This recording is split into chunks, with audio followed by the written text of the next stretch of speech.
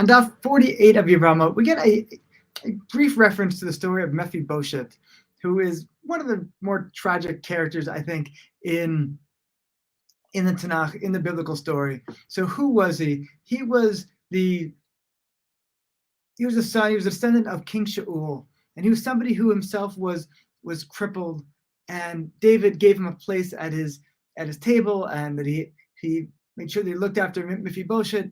But when David went to flee from his son Absalom, he wasn't able to take Mephibosheth with him. He didn't go with him because he was crippled.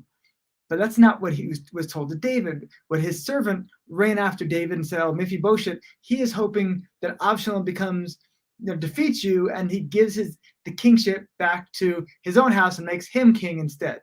So David decides to actually give Mephibosheth's property to this servant who had abandoned him, knowing he couldn't turn around and go. But when David gets back to the city after defeating Absalom, he finds that Mephibosheth had grown out his hair, grown out his nails, and basically he'd been in a state of mourning for the king ever since the king had left.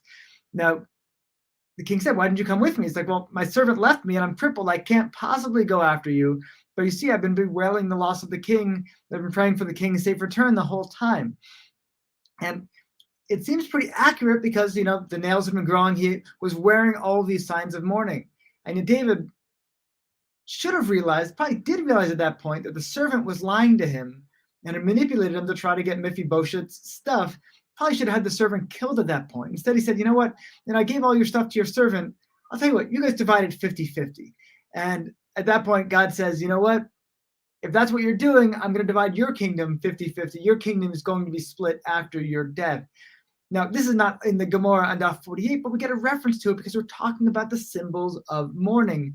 And we're talking about how the growing out the nails is something that he had done to make himself repugnant. We see this as well, with there's a whole issue in the Torah of somebody who's taken as a captive in war, and we have her grow out her nails. And the idea is that the person is supposed to become repugnant, not become attractive. These days, people grow out nails in order to become attractive, but back then it was considered to be a sign of mourning and was meant to be an unattractive thing to do.